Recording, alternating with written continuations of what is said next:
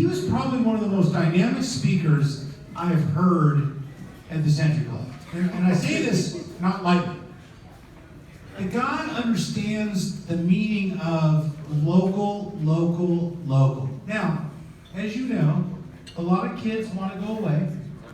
A lot of kids want to, spread their wings, and they just don't want to be home. But I will tell you this.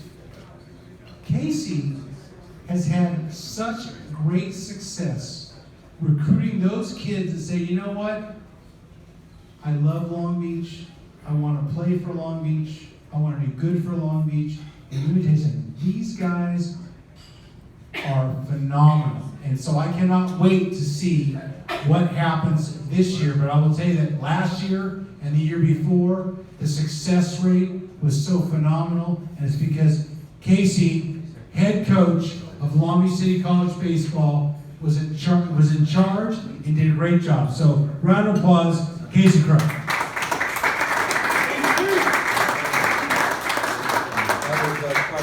Because now you have to listen to the ramblings of a guy whose team is 2-7 right now. Oh, that's okay. What time's the season start?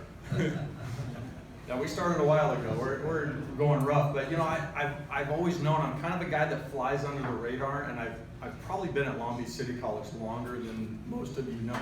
I've actually been at Long Beach City College so long that the guy that hired me was Chuck McFerrin. So That's pretty long. that's how long I've been there. Wow. So I talked to Mike Gardabasio and I said, what do these people want to hear? He said, well, tell stories, be funny. And I'm thinking, driving the van home from the game today, thinking it's hard to be funny when you're 2-7. But we'll give it the best shot we can. We do have a lot of local talent. We've been really fun to watch the last few years, and we'll get it turned around this year. I'm not sure we have we've had 3 guys drafted each of the last 3 years. We had Ty Tiedemann a few years ago, doing great as a pitcher in the Rangers organization.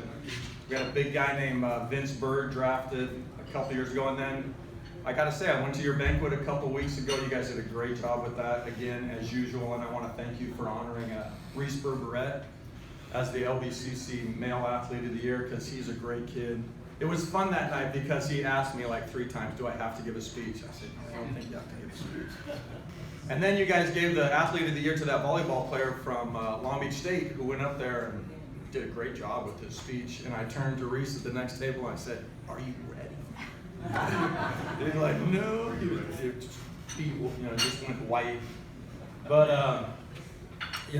I wish I could pull a Dave Snow right now. I actually was a graduate assistant for Dave Snow in the early 90s. They didn't call them grad assistants back then, and Dave Snow, as you know, was an amazing coach. I can't figure that guy out. I wish I could do this today, because one day we come to practice. He's a very serious guy. And one day at practice, he calls all the players into the dugout, and he says, we've been struggling, and I've asked you to do some things, but today I want you to laugh with me. Here I am trying to be funny with a 2-7 baseball team. And he's standing in the dugout, and he starts going like this. And these guys are looking at him, and I'm thinking, what am I watching right here? But he starts laughing, and he jumps out of the way. There's a picture of the 3 Stooges on the wall of the dugout. And I'm telling you, he had 30 guys. Back in those days, I don't know if they still are, but the floor of the dugouts on the campus field were dirt. They were dirt floors in the dugouts. He had 30 guys rolling around in the dirt, holding their sides, laughing like you couldn't believe. And he goes, okay, take a lap, man. It was the best pre-practice lap in the history of baseball, and they had a great practice. I don't know how he pulled that stuff off. And then, so the very next year, I'm an assistant coach for Lindsey Meggs at Long Beach City College. Lindsey's gone on to be a great coach. He just took the University of Washington to the World Series last year. And I told Lindsey that story. Lindsey is, he is type A personality. He is like, he can't sit still for 2 seconds. I come to practice one day and he says, I'm going to do it. I said, you're going to do what? I'm going to do that snow thing you told me about. And I'm thinking, Snow can't even pull that off. I don't know how you're going to pull it off. And he starts laughing. And he just totally aborted the mission. He said, take a lap. Snow was, It was really interesting. Dave Snow, actually, I think I wasted my 2 years at Long Beach State because Dave Snow, I hope I'm not talking out of turn. I'm coaching my first head job at Long Beach, my first game at Long Beach City College, and I'm hitting infield, outfield. And I turn around, and there's Dave Snow standing at the backstop. He was so excited for me to get this job. And I hit infield, outfield, and he goes, "Hey, Crook, come here." And I walk over there, and he goes like this. He points at the field. That was all wrong. And then he turned and walked out the gate. I've been trying to figure that out ever since. All right, so, I mean, if you want me to be funny, you should come watch some of our games because it's not very pretty. I remember my first ever head coaching job was at Carroll High School in Carroll, Iowa, if you can believe that. And I'm the only probably baseball coach they've ever had that played college baseball, and man, I'm coaching my tail off, and I'm doing drills, and we're playing good. We're ranked 10th in the state. We're winning most of our games, and I go to this function in the middle of the season with the people from the high school, and they're feeding us food and stuff. And this lady that works for the high school walks up to me and she says, "The baseball team's doing all right." And I'm thinking, "Doing great." She goes, I don't have much fun. I like watching the plays, you know, where the goof plays, where the ball goes between the infielder's leg, and then the outfielder picks it up and throws it over the catcher's head, and then the catcher falls down when he's running for the ball. If I could remember her name, I'd probably call her up and buy her a plane ticket to California, because she'd get some of that right now with our team. But we're going to be all right. And I'm going to talk a little bit about that at the end. I can't go any further without plugging in. It's hard to talk about the team right now, I say, but I should be talking about our men's basketball team. You guys heard about them? They're 20-4. They've been ranked in the top 10 in the state all year long. Tomorrow is coaches versus cancer games on our campus. They're tied with those dirty, rotten Cerritos Falcons for the conference lead. They just beat them last week, and they're making a push to probably be the best basketball team we've had in many, many years. So I just want to put in a plug for Barry Barnes, because has Barry ever come spoken to you guys? Yes. Because man, there's a guy who does everything the right way. He's really a good guy. Okay, so how are we going to turn this year around? I'm driving home in the vans, and I'm remembering the day as a young coach. I thought I was brilliant. We weren't hitting. That's why I got here on time. We scored 2 runs a game. We're on the road. We don't have to play at the bottom of the 9th inning. So it was a quick game, and I'm here. And I remember, and I remember as a young coach, I thought this was brilliant. I'm going to motivate my position players, my hitters, to hit. We drove to East LA, and I put the hitting groups on the board, all pitchers. I'm going to motivate them by making them mad. And I'm thinking about this on the ride home, and then I put up the lineup. All pitchers in the lineup. And man, they're moping around. And about 10 minutes before the game, I put up the real lineup, and it didn't work. And what comes with age is patience. So I'm going to be patient with this group. We have our pitching, thank goodness, is not bad. We have some sophomore pitchers that we thought were going to be pretty darn good, and they haven't been so far. But we've had some freshman pitchers from more league high schools step in and do real well. I got a shout out to Sebastian Irwin from Lakewood High School, a little left-handed guy. Nice. He's been pitching really well in relief for us, and we give him more innings, we're going to be all right.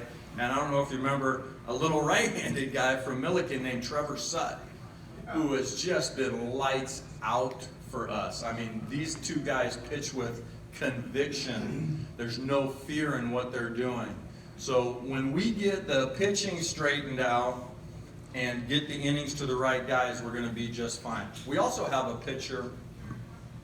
I said, we've had 3 guys drafted, and maybe we do have a couple guys that the scouts are coming to watch. One guy's name is Garrett Rennie. He's a right-handed pitcher from Loselle High School. He's already signed a really nice scholarship with the University of San Diego for next year. And he's a big kid, and he's got a good arm. He's pitching 88 to 90 and touching 92 with a nice little slider. So he'll be rock solid in our rotation. And we have a catcher named Brett Wells who can really throw. He actually graduated from Cerritos High School, went to a D1 school, and bounced back with us. So we do have a couple guys that the scouts are coming to watch, and they'll be fine. The hitting wise, we're going to be patient. It is one of those years now, you know, we're about halfway through our non-conference season. It's one of those years where, and I told the guys this today, it's one of those years where we're going to say, okay, wipe the slate clean when conference starts, because we're 0-0 now, and we're going to start all over, but we just got to work really hard for the next few weeks to put ourselves in a position to take advantage of that. And our conference can still be had. There's one team that's playing really well, but we match up with them and we match up with everybody else in our conference. So as we move forward, and hopefully we're going to go down to San Diego this weekend, hopefully beat the rain and play a little bit better. And I think we can we'll be all right. I want to mention one other guy that's playing really well for us, and he's not a Long Beach guy. He's actually from Fountain Valley High School, but his name is Travis Aversa. He's really stepped up and played well for us. He's the son of a major league scout, a guy that scouts for the Blue Jays. That's a little insight to pro baseball, right? And I don't know that much about pro baseball, but this guy's dad is a scout for the Blue Jays, and he comes to our practices sometimes and works out with the guys. He takes guys down to the cages, and he loved Reese Berberet. Well, you may remember that Reese got drafted by the Rockies, but this guy from the Blue Jays loved Reese. And his bosses called him, like, Reese got drafted in the 17th round, called him in like I think the 13th round, and said, we're going to draft Reese next. Call him, get him on the phone so we can wrap this up. Well, the Blue Jays skipped him.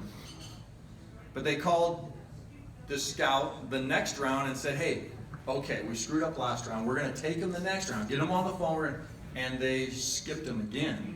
So that kind of stuff. So Reese is on the phone both of those rounds, the 13th and 14th round, talking to the Blue Jays scouts saying, we're going to take you with the next pick. And they didn't take him. And then the Rockies ended up taking him in the 17th. So that stuff can get a little bit crazy. But that's not good. But Reese, Reese Berberet is a huge name in Long Beach, city of Long Beach baseball. And he has been working out a lot with us. He just left Long Beach like last week. What a great kid. He's in our dugout most of our games before he leaves town. I mean, he's in our dugout, and we're losing games. He's pacing the dugout. He's sweating it out. He's like, come on, somebody get a hit. He wants the Vikings to win. So I guess, once a Viking, always a Viking. And I appreciate everything that the Century Club does for the city and for all the youth sports. And that's about all I got to say. Is there any questions? Yeah, okay, so what's the answer? Are you going to go small ball? Wait. Before you go there. Coach, just tell us how great your last few seasons have been, because they've been phenomenal. And I want, as much as you're being humble, and I bless you for that, it's a tough year this year, it's a transitional year, that's fine. Give us your record the last couple seasons, because they've been phenomenal. I don't know what the record is, but we have won 4 out of our last 5 conference championships. All right, there we go.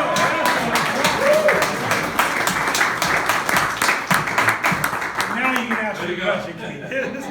What do you think? So you get the lead to take more small ball than just going for it every time? Or? I'll tell you this, we do need to play more small ball. I'm constantly talking to them about that. But man, it's getting harder and harder. I tell people all the time, I used to take the 5'8" guys when I started, and I said, hey, you're 5'8". You need to play like a 5'8" guy. I want you to bunt and hit and run. And they'd say, okay, coach. Now you put your arm around that 5'8" guy, and they spend the next 2 years trying to prove they're 6'2". But it's getting tougher to teach that stuff. But you're right, we do need to do it. But I'm telling you, as much as I guess bagging on these guys, we can hit. We actually can hit. They're not hitting. I'm going to be patient with them. We have some great coaches that are working with our hitters. Matt Trainer, Misty May's husband, he comes out for free. He's there almost every day. He just loves it. This guy's an unbelievable guy in his energy and, of course, all of his experiences.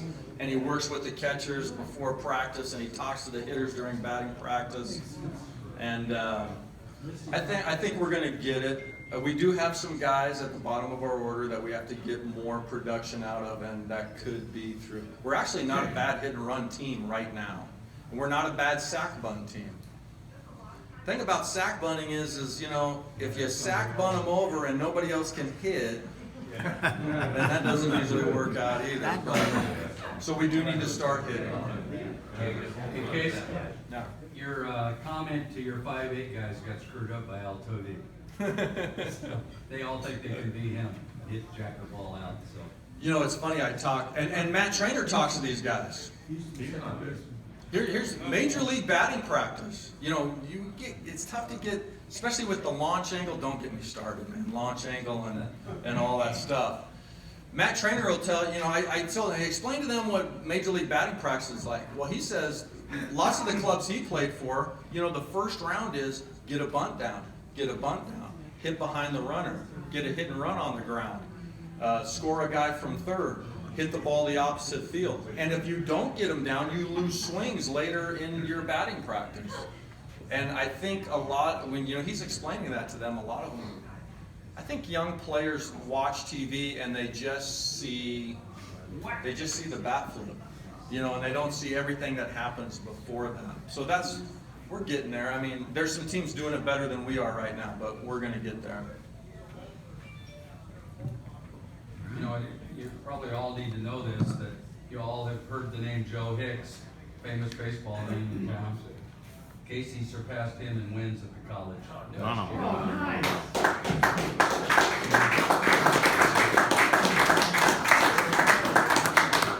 I've been there a long time. I told you I've been there a long time.